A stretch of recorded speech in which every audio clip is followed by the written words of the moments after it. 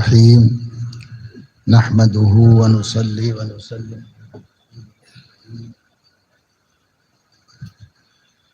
اما بعد، مختلف مدارس سے آپ لوگ آئے ہوئے ہیں اور سب کے سب قد عقد ہیں، اور کیا آپ لوگوں کے سامنے بات رکھی جائے، کیا کہا جائے؟ ماشاءاللہ بڑی محنت آپ لوگوں نے کی ہے اپنے اپنے مدرسوں میں، اور اس محنت کا مظاہرہ کرنے کے لیے یہاں پر جمع ہوئے ہیں۔ یہ مسابقہ رکھنے کا مقصد طلباء میں ایک دوسرے سے سبقت لے جانے کی فکر اور شوق پیدا کرنا ہوتا ہے۔ مسابقہ عربی زبان کا لفظ ہے۔ مسابقے کے معنی ہے ایک کا دوسرے کو پیچھے کر کے آگے بڑھ جانا، اس کو مسابقہ کہتے ہیں۔ ایک دوسرے سے جب کمپٹیشن ہوتا ہے، مقابلہ ہوتا ہے تو مسابقہ ہوتا ہے۔ مقابلہ نہیں ہوتا تو مسابقہ نہیں ہوتا۔ مقابلہ کیا ہے؟ دونوں برابری کی ٹکر میں کوشش کرنا، اس میں کوئی آگے نکلے گا تو مقابلے میں مسابقہ ہوتا ہے۔ اسی لیے پھر شوق پیدا ہوتا ہے۔ حضرت صلی اللہ تعالی علیہ وسلم صحابہ کرام کو گھوڑ دوڑ میں مسابقہ کرواتے تھے۔ صحیح بخاری میں حدیث ہے کہ حضور علیہ الصلاۃ والسلام نے مزمر اونٹوں کا ایک مسابقہ کرایا تھا اور غیر مزمر اونٹوں کا ایک مسابقہ کرایا تھا، گھوڑوں کا۔ جو گھوڑے طاقتور ہوتے ہیں، جن کو ایک خاص طریقے سے تیار کیا جاتا ہے، ان لوگوں کے لیے لمبی مسافت مقرر کی تھی، اور جو گھوڑے اتنے طاقتور نہیں ہوتے، ان لوگوں کے دوڑانے کے واسطے ایک چھوٹی مسافت مقرر کی تھی، اور فرمایا تھا کہ اس میں دوڑاؤ، جو آگے نکلے گا اس کو انعام ملے گا۔ تو اسی طریقے سے انسانی فطرت کا استعمال ہے۔ یہ انسان کی فطرت یہ ہے کہ وہ مقابلہ آرائی میں محنت کرتا ہے۔ مقابلہ ہی نہیں ہوتا تو کوئی محنت نہیں کرتا آدمی۔ جب مقابلہ ہوتا ہے تو جم کے محنت کرتا ہے، ڈٹ کے کام کرتا ہے۔ قرآن مجید نے بھی اس کا حکم دیا ہے۔ اللہ تعالیٰ فرماتے ہیں سابقوا الی مغفرۃ من ربکم وجنۃ عرضها سارعوا الی مغفرۃ من ربکم۔ تو مسارعہ، مسابقہ، مقابلہ، یہ سب الفاظ ایک دوسرے سے بازی لے جانے، ایک دوسرے کو ہرا دینے کی کوشش اور فکروں کو کہا جاتا ہے۔ اللہ تعالیٰ نے بھی اسی نفسیات کا استعمال کیا اور فرمایا کہ آگے بڑھو جنت میں جانے کے واسطے، دوسرے سے آگے بڑھو، تو ایک آگے بڑھے گا، دوسرا اس سے آگے بڑھنے کی کوشش کرے گا۔ اسی طریقے سے قرآن کریم کو اچھا سے اچھا پڑھنے میں بھی مسابقہ اور مقابلہ ہونا چاہیے۔ ایک طالب علم کوشش کرے کہ فلاں نے بہت اچھا پڑھا ہے، مجھے اس سے اچھا پڑھنا چاہیے، اور وہ اس کے لیے کوشش کرے۔ مسابقے میں اس کی توفیق ہو جاتی ہے۔ اب جیسے آج آپ لوگوں نے مختلف جگہوں سے آ کر، مختلف مدرسوں سے آ کر ایک جگہ بیٹھ کر اپنا مسابقہ پیش کیا ہے، مقابلہ کیا ہے، تو رزلٹ آئے گا تو کچھ ساتھیوں سے آگے نکل جائیں گے۔ تو جو آگے نکل جائیں گے تو باقی ساتھیوں کو افسوس نہیں کرنا چاہیے کہ صاحب ہم آگے نہیں نکلے۔ کوشش کرنا چاہیے، ارادہ کرنا چاہیے کہ ابھی دفعے میں آگے نکل جاؤں گا، میں اس کے آگے نکل جاؤں گا۔ اس لیے کہ ایک مرتبہ حضرت صلی اللہ علیہ وسلم حضرت عائشہ رضی اللہ تعالی عنہ ام المومنین کے ساتھ آپ نے مصارعہ فرمایا۔ رات کا وقت تھا تو دونوں مل کے دوڑے، حضور علیہ الصلاۃ والسلام اور آپ کی زوجہ محترمہ حضرت عائشہ رضی اللہ تعالیٰ عنہ دونوں مل کے دوڑے.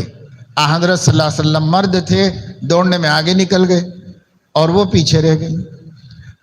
اس کے کچھ عرصے کے بعد پھر ایک مرتبہ دونوں مل کے دوڑے تو اس وقت حضور علیہ السلام کا جسم بھاری ہو گیا تھا، آپ مقابلہ نہیں کر سکے، آپ پیچھے ہو گئے، حضرت عائشہ آگے نکل گئی. تو حضرت علیہ السلام نے فرمایا کہ تل کا بتل کا، یہ برابر سرابر ہو گیا. پہلے میں جیت گیا تھا، اب کہ آپ جیت گئی ہو تو معاملہ ہمارا مسابقہ برابر سرابر ہو گیا. تو یہ سب چیزیں نبی پاک صلی اللہ علیہ وسلم کی یہ تعلیم دینے کے لیے ہے کہ کوئی بھی خوبی کے اندر جب تک مقابلہ نہیں ہوگا، مسابقے کا اور مصارعے کا جذبہ نہیں پیدا ہوگا، آگے جذبہ نہیں پیدا ہوگا، اور جب مقابلہ ہوگا تو آگے نکلنے کا جذبہ پیدا ہوتا ہے. اس لیے آپ لوگوں کے اندر بھی یہ جذبہ پیدا ہو جائے. ہمارے مدرسوں میں ایک قسم کا جمود ہوتا ہے اور بس اپنا اپنا پڑھ لیتے رہتے ہیں اور کسی کو کسی سے مقابلہ ہی نہیں ہے. وہ اپنے طور پہ پڑھ لے رہا ہے، تجوید اور یاد اور انداز اور لب و لہجہ، یہ سب چیزیں قرآن مجید کے کمالات ہیں جس کو پیدا کرنے کی ضرورت ہے. لیکن جب سب بچے اپنے اپنے طور پہ پڑھ لیتے ہیں، اپنے اپنے انداز سے سنا لیتے ہیں، اپنے اپنے طور پہ، تو پھر ہوتا یہ ہے کہ کمال نہیں پیدا ہوتا. کمال کے پیدا ہونے کے لیے مقابلہ آرائی ضروری ہے. جب مقابلہ ہوگا تو پھر مسابقہ ہوگا، کمال پیدا ہوگا. کوئی آگے بڑھے گا، کوئی پیچھے ہوگا. جو پیچھے ہوگا اس کو فکر ہوگی کہ میں کیسے آگے بڑھوں اور میں کیسے برابری کروں، اس کی فکر پیدا ہو جائے گی. اس فکر سے ہر بچے کے اندر کمال پیدا ہو جائے گا. تو اس لیے مناسب سمجھا گیا کہ بھائی بڑے بڑے پروگرام مسابقوں کے کرائے جاتے ہیں اور ہو رہے ہیں، عالمی لیول پہ ہو رہے ہیں، ملکی لیول پہ ہو رہے ہیں، اسٹیٹ لیول کے اوپر ہو رہے ہیں. ٹھیک ہے، وہ ہو رہے ہیں، وہ بڑے خرچوں کے بھی کام ہیں اور پھر اس کے اندر بڑی بدنظمی بھی رہتی ہے. اور بہت سے مواقع پہ دیکھنے کا موقع ملا کہ سب لوگ اس کو ڈھنگ سے اور طریقے سے صحیح طریقے پر کر نہیں پائے، بس ایک شوق کے طور پر ایک پروگرام کرا لیا، ختم.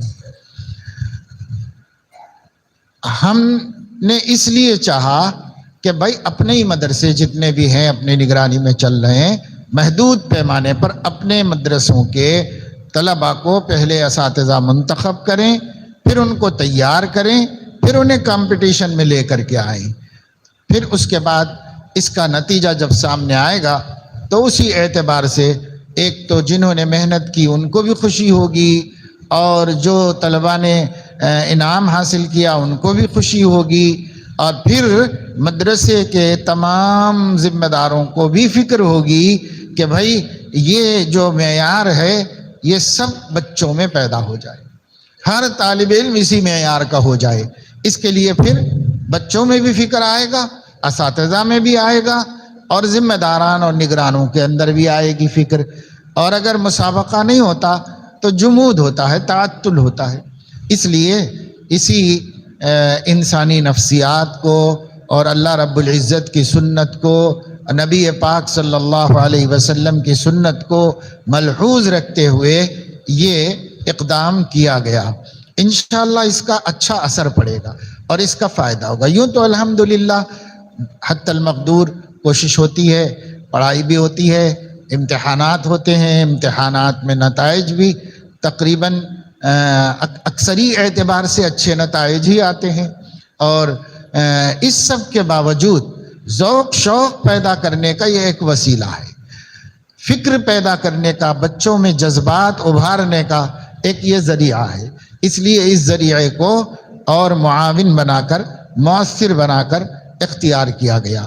اور یہ پہلا تجربہ ہے، تو انشاءاللہ اگلے تجربوں میں اس سے زیادہ طلبہ کی نمائندگی ہوگی اور اس سے زیادہ اچھے نتائج سامنے آنے کی امیدیں ہیں انشاءاللہ تعالی. اس لیے اس سلسلے میں جو ہے ابھی مفتی صاحب نے جو بات بتائی کہ جو لوگ اس میں حصہ لیے ہیں آپ کا یہ حصہ لینا ہی آپ کی کامیابی. ایسا مت سمجھو کہ جس کو میڈل مل گیا تو اس کو کامیابی ملی. اس کو ایک امتیاز ضرور حاصل ہوا، لیکن شرکت کرنا ہی کامیابی ہے. اس کی ہمت ہونا کہ بھائی ہم مقابلے میں پڑھیں گے. درجے میں استاد کے سامنے اکیلے بیٹھ کے سنا دینا یہ کوئی خاص کام نہیں ہے. جب چند لوگوں کے مقابلے میں سنانا پڑے تو اس کے لیے ہمت کی ضرورت ہوتی ہے. تو آپ لوگوں نے ہمت کی اور مقابلے میں آ کر سنائے اپنا قرآن مجید، اس لیے یہی کامیابی ہے. اور پھر اس سے حوصلے بلند ہوں گے اور اس سے جو ہے آپ کی ہمت میں اور اضافہ ہوگا اور اچھے نتائج سامنے آئیں گے. اس کے لیے کوشش کرو جانے کے بعد باقی جتنے طلباء نے مسابقے میں حصہ لیا ہے ان کو شرکت کا بھی شرکت کی سرٹیفکیٹ ملنی چاہیے سب کو جنہوں نے شرکت کی ہے. اور ماں بقی جو ہیں جن کے مسابقے میں جو آگے آئے ہیں ان کو انعام ملنا چاہیے اور ان کو یادگار جو ہے تمغہ ملنا چاہیے. تو اسی اعتبار سے یہ نظام بنا ہوا ہے. تو آپ لوگ جو ہیں بس ہماری خواہش یہ ہے آپ لوگوں سے کہ واپس مدرسہ جانے کے بعد محنت خوب کرو. اور آپ کے جو ساتھی مدرسے میں ہیں یہاں نہیں آئے ان کے اندر بھی فکر پیدا ہوگی، ان کے اندر بھی ایک تسابق اور تقابل کا جذبہ بیدار ہوگا تو سب کو فائدہ ہوگا، پورے مدرسے کو فائدہ ہوگا. اور مقصد یہ ہے کہ اللہ کا کلام ہے، اس کو عمدہ سے عمدہ بنانے میں کوئی حد نہیں ہے. عمدہ سے عمدہ بنا سکتے ہیں جتنا عمدہ. بہت سی خوبیاں ہیں قرآن کریم کے اندر. اس لیے ایک صحابی کا حضور علیہ السلام نے چلتے چلتے وہ قرآن پڑھ رہے تھے، پیٹھ کے پیچھے کھڑے ہو کے سن لیا. اور پھر دن میں حضور صلی اللہ علیہ وسلم نے ان سے بتایا کہ دیکھو آپ بہت اچھا قرآن پڑھتے ہو، آپ کا قرآن سن کے مجھے بہت خوشی ہوئی. تو انہوں نے کہا کہ آپ نے کب سنا میرا قرآن؟ میں تو سنایا نہیں تھا آپ کو. تو حضور علیہ السلام نے فرمایا کہ میں نے پیچھے کھڑے ہو کے چھپ کے سن لیا، تم پڑھ رہے تھے تو میں نے سن لیا. تو کہنے لگے کہ یا رسول اللہ اگر مجھے معلوم ہوتا تو میں اس سے بھی عمدہ طریقے پر سناتا. آپ سن رہے ہیں تو آپ کو اور عمدہ طریقے پر سناتا میں. اس لیے قرآن مجید کو عمدہ سے عمدہ پڑھ کر اپنے اساتذہ کو اپنے بڑوں کو سنانا بھی سنت ہے، اور ایسا سنانا بھی اخلاص کے خلاف نہیں ہے کہ آپ اس کی کوشش کریں کہ ہم اپنے بڑوں کو خوش کر دیں گے کہ سب سے بڑھیا میں پڑھاؤں. اس نیت میں بھی اخلاص ہی ہے. یہ اخلاص کے خلاف ہوتا تو صحابی ایسا نہ کہتے اور نبی خاموش نہ بیٹھ جاتے، بلکہ ان کو ٹوکتے کہ تم نے ایسا کیوں کہا، اللہ کے لیے اچھا پڑھنا چاہیے. لیکن انہوں نے کہا کہ میں آپ سن رہے ہوتے تو اور اچھا پڑھتا میں آپ کو سنانے کے واسطے. تو اس وجہ سے ہمیں اچھا سے اچھا پڑھنا چاہیے. بعض صحابہ کا پڑھنا اتنا عمدہ اور بڑھیا تھا کہ اللہ رب العزت کو بھی پسند آ گیا. چنانچہ اللہ تعالیٰ نے حضور علیہ السلام سے کو حکم دیا کہ آپ ابی ابن کعب سے قرآن مجید سنیے، اس کا حکم دیا. تو حضرت ابی نے حضور نے فرمایا مجھے قرآن سناؤ، اللہ نے مجھے حکم دیا، تمہارا قرآن سننے کا حکم دیا. انہوں نے کہا اللہ سمانی، کیا اللہ نے میرا نام بھی لیا ہے؟ کیونکہ جب اللہ نے کسی بندے سے سننے کے لیے کہا تو نام بھی لیا ہوگا. اس لیے کیا اللہ سمانی، اللہ نے میرا نام بھی لیا ہے؟ تو حضور نے فرمایا اللہ سماک، اللہ نے تمہارا نام لے کر کہا کہ ابی سے سنو قرآن مجید، نام لے کر کہا. تو بہت متاثر ہوئے اور خوشی کے مارے ان کو غشی طاری ہو گئی کہ اللہ اکبر، کہاں میں اور کہاں اللہ، میں ایک قطرے ناپاک اور اللہ تعالیٰ پاکوں کے پاک، اور اللہ نے میرا نام لے لیا. تو ہاں اللہ نے نام لے کر کہا. کیوں؟ قرآن کے صدقے میں، قرآن کی برکت سے.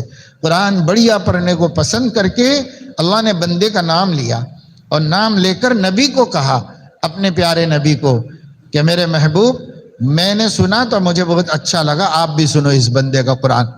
اس بندے کو قرآن نبی پاک صلی اللہ علیہ وسلم کو سننے کے لیے کہا گیا، تو حضور علیہ السلام کو انہوں نے سامنے بیٹھ کر قرآن مجید سنایا، سورہ نساء پڑھ کر سنائی حضور اکرم صلی اللہ تعالیٰ علیہ وسلم کو، اور آپ سنتے رہے اور بہت متاثر ہوتے رہے، اور آپ کے آنکھوں سے آنسو ٹپکتے رہے، کیونکہ قرآن مجید جتنا عمدہ پڑھا جائے گا اتنا دل پہ اثر کرے گا، یعنی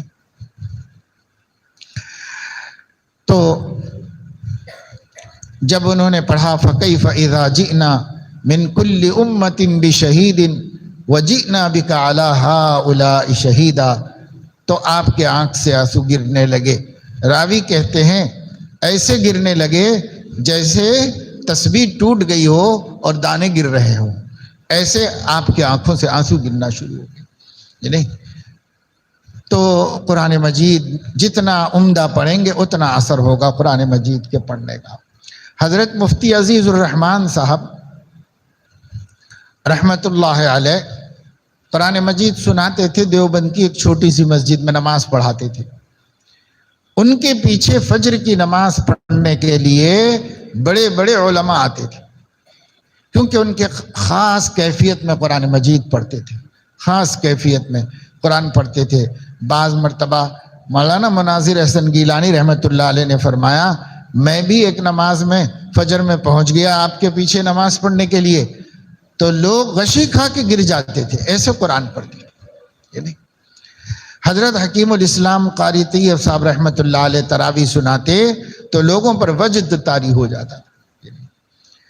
غرض یہ ہے کہ قرآن مجید کو ایک تو محنت سے پڑھنا چاہیے، اچھا پڑھنا چاہیے، بڑھیا سے بڑھیا پڑھنا چاہیے، عمدہ سے عمدہ سیکھنا چاہیے، وہ تجوید کے اعتبار سے بھی اچھا ہو، یاد کے اعتبار سے بھی اچھا ہو، اور لب و لہجے کے اعتبار سے بھی اچھا ہو۔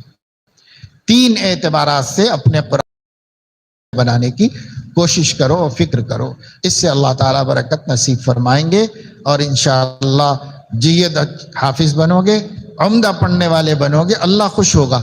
جہاں پڑھو گے، مسجد میں نماز پڑھاؤ گے، کہیں جلسے میں پڑھو گے، تو اللہ سن کے خوش ہو جائے گا۔ جب اللہ خوش ہو جائے گا تو اپنے بندوں کو بھی خوش کر دے گا۔ اس لیے اس مسابقے کا مقصد یہ تھا، اور اس کے لیے کوشش بھی کرائی گئی تھی، اور آپ لوگوں کے امتحانات بھی ہوں گے، امتحانات کے انعامات تو مدرسوں میں مل جائیں گے، اور یہاں پر آپ کے مسابقے کا جو رزلٹ نکالا جا رہا ہے، اس رزلٹ کے آنے کے بعد آپ لوگوں کو اس کا انعام بھی دیا جائے گا، اور پھر اس کے بعد نماز پڑھ کے کھانا وانا کھا کے اپنے اپنے گھروں کو لے کر جائیں گے۔ آپ کے نگران جو ساتھ میں لے کے آئے ہیں وہ آپ کو اپنی اپنی جگہوں پر پہنچا دیں گے انشاءاللہ تعالی۔ اللہ اس سے خوش ہوگا۔ اللہ تعالیٰ اپنے فضل و کرم سے کوشش کرنے والوں کی کوششوں کو کامیاب فرمائے۔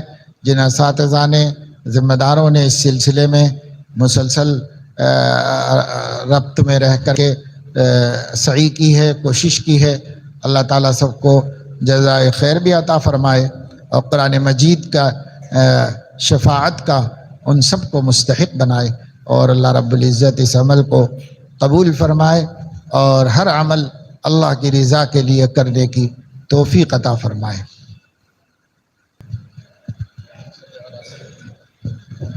ورسولك وصل على المؤمنين والمؤمنات والمسلمين والمسلمات اللهم أنت السلام ومنك السلام تباركت وتعاليت يا ذا الجلال والإكرام نسألك الهدى والتقى والعفاف والغنى اللهم ارزقنا بكل حرف من القرآن حلاوة وبكل ألف من القرآن ألفة وبالباء بركة وبالتاء توبة وبالثاء ثوابا وبالجيم جمالا وبالحاء حكمة وبالخاء خيرا وبالدال دليلا وبالذال زكاوة وبالراء رحمة وبالزاء زكاة وبالسين سعادة وبالشين شفاء وبالصاد صدقا وبالضاد ضياء وبالطاء طرابة وبالظاء ظرافة وبالعين علما وبالغين غنى وبالفاء فوزا وبالقاف قربة وبالكاف كرامة وبالہاء ہدایتا وبالیاء یقینا۔ اے اللہ اپنے کرم سے ہر طرح کے خیر کو مقدر فرما، ہر شر سے حفاظت فرما۔ اے مولا کریم، قرآن کریم کی عظمت ہمارے قلوب میں پیدا فرما اور اس کی مودت و محبت پیدا فرما۔ ہر طرح کے شرور و فتن سے حفاظت فرما۔ قرآن کریم طلباء نے جو محنت کی اور اساتذہ نے ان پر جو محنت کرائی، اپنے کرم سے اسے شرف قبول عطا فرما اور اپنے فضل و کرم سے دنیا آخرت میں اس کو بہتر سے بہتر عزت کا، رفعت کا اور سربلندی کا سبب بنا۔ اے اللہ سب کو جزائے خیر عطا فرما، اور جن جن لوگوں نے اس کا انتظام کیا اور جن لوگوں نے ان کے لیے انعامات کے جاری کرنے میں تعاون کیا، ان سب کے اعمال میں، اخلاق میں، اموال میں، اولاد میں برکت نصیب فرما۔ اے اللہ اپنے فضل و کرم سے اس مسابقے کو ہمارے تمام مدارس کے اندر تعلیمی اور معیار کے بلند سے بلند ہونے کا وسیلہ و ذریعہ بنا۔ اے اللہ مقاصد کی تکمیل کا سبب بنا۔ وصلی اللہ تعالی علی خیر خلقہ سیدنا و حبیبنا محمد وعلی آلہ واہل بیتہ وصحبہ اجمعین۔ سبحان ربک رب العزۃ عما یصفون وسلام علی المرسلین والحمد للہ رب العالمین۔